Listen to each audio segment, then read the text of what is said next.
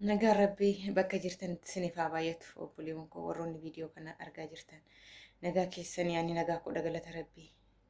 Nagaadha oodhan nageenya bu'a.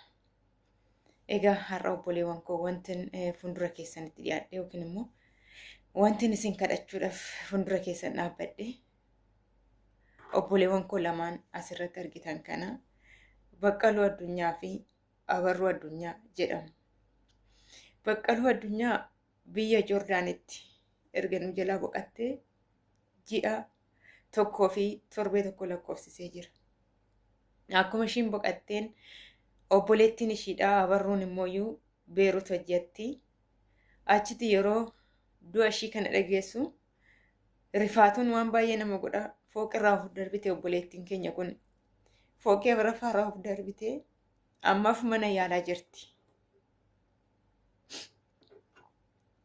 Obboleewwan koo manni yaalaa qarshii humni keenya ol ta'e kan gurri namaa dhagee hin beeknedha kan gaafatan.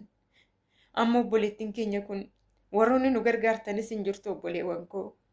Obboleettiin keenya kun ammaaf kan nu gargaartan hamma ta'etti mana yaalaatti seentee jirti. Kanaaf baay'eedha. Ittuu hin yaaddamu bira gahuudhaaf. Obboleewwan koo amma obboleettii ishii kan bira jirtu baasinaan jedhan qarshiin na hanqatee hundi hin hodhamneef yookiin opereeshiniin taane hunda dugda bichaadha. Kan namni amma mana gargaaraa jiru obboleewwan koo kan na gargaaraa jiran dugda ishii bichaa hodhanii fi baay'een naafee jimaata dhufuuf baasinaan jedhanii eechan godhaa baadhee bahuudhaaf hin ta'u teechee hin ulchariidhaniin oofuu. Obboleettiin koo akka hin taanetti caccabdee jirti. Eechan godha maalan godhana jette. Obboleewwan koo warri obboleettii qabdan, warri haadha qabdan akkuma haati teenya ijoolleen too yoom nu galti. Ijoon too yoom naa galti jedhanii oduu karra eeganu harmee ishiitis har'a ijoollee lama dhabuudhaaf deemti. Obboleewwan koo Rabbi kana sinaa baraa mana azabaa teechanii kana dhaga'uun baay'ee ulfaata. Baay'ee ulfaata gadda nama dhaga'u. Baay'ee humnaa oliidha. Warroonni gaadaa rabaa keessa jiru hin beekne obboleewwan koo. Obboleewwan koo adaraa Rabbii akka amantaa keessanitti adaraa amantaa keessanii nu gargaaraa maaloo nu gargaaraa obboleewwan koo. Ishii nu jalaa boqattee jirti. Nuun deebitu. Deebisuu hin dandeenyu qarshii kanaan. Kan amma immoo Rabbiin immoo nafsee ishii keessatti qabatee hanga har'aa nafsee ishii keessatti qabatee jiraachise. Kan ammoo akka qarshii dhabaa jecha booda lubbuu ishiinis nu jala baddee warra ishiittis gubaa zalaalamii nutis immooyyuu qarshii boru argamtuuf jecha. Obboleewwan lama hodhamnu baay'ee ulfaata. Baay'ee namatti ulfaata. Obboleewwan koo warroonni viidiyoo kana argitan maaloo nu gargaaraa. Humna keenya ol ta'e maaloo obboleettii tana nu gargaaraa. Akka isheef nu maaramtuuf maaloo nu gargaaraa obboleewwan koo. Giddii fuuldura namaatti nama baasee nama dubbisa.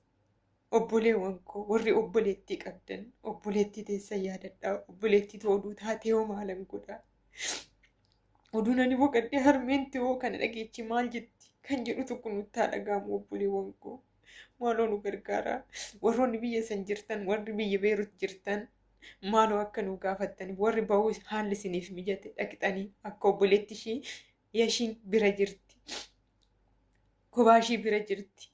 Biyya azaabatti mana yaalatti kana hunda gadda kan hunda dhaga'anii akkamitti namatti ulfaata. Baasinaan jedhanii maalan godhanaan jette.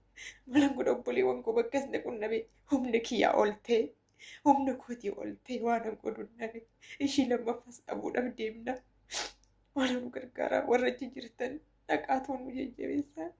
Warri nu gargaaruu dandeessan immooyyuu geessifni boruu dhufti obboleewwan koo. Namatu geessifa fida malee geessifni nama fidu. Namatu geessifa fida boruu jenneet arganna.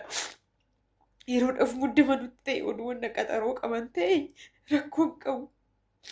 Akkasiis kan achis kan obboleetti keenya nama baafanna har'a cinqii nutti ta'e jimaa daftaanii akka baastuudhaan jedhanii jecha godhanaa jette obboleetti koo. Waloo rabbiif jedhaa nu gargaara. Obboleewwan koo rabbiif jedhaa nu gargaara. Ishiin caccabde tun akka nuuf marramtee nu baatuuf rabbiif jedhaa nu gargaara obboleewwan koo. Harmi ishiitiif jedhaa harmeen ishii dhufatte waan gootu wallaalte. Du'a lama dhaga'uun gadda lama dhaga'uun baay'ee ulfaata.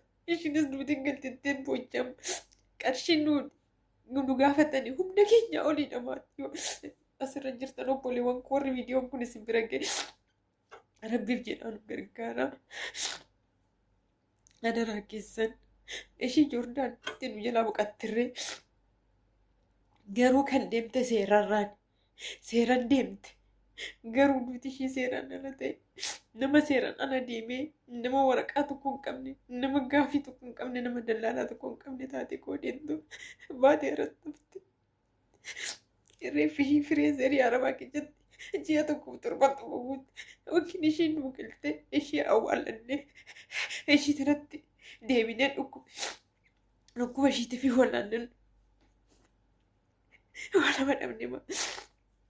Obboleewwan koo waa lama dhabne mee warri Joordaan jirtan obboleessi koo obboleewwan koo obboleettii koo warri achi jirtamme warri haalli isinii bahuudhaaf warri baatan maaloo warri nama gargaaruu dandeessan maaloo akka nu gargaartanii shirree nuuf galchitan maaloo obboleewwan koo nu gargaaraa. Rakkanneeti maatiin ishii tirree miidiyaarra ba'anii lammataan dhabuu kan jettu haati ishii miidiyaarra baatee nu kadhachaa jirti jilbeeffatte. Obboleewwan keessan laalatoo nu gargaaraa maaloo adaraa rabbiif jedhaa nu gargaaraa. Rabbumaaf jedhaa nu gargaaraa. Adaraa amantaa keessaniif jedhaatoo nu gargaaraa. Wanna qabdanii kan immoo hin qabne immoo kadhannaa keessaniin akka amantaa keessanitti inni tokkoffaan kan barbaachisu kadhannaadha. Wanti namatti ulfaatu rabbiif salphaadha. Rabbiif hin danda'amu wanni namaaf hin danda'amne rabbiif hin danda'amu. Kanaafuu akka amantaa keessanitti kadhannaa keessaniin kan mana yaalaa jirtu kana nuuf yaadadhaa. Adaraa keessan obboleewwan koo nu bira dhaabbadhaan isiniin jedha.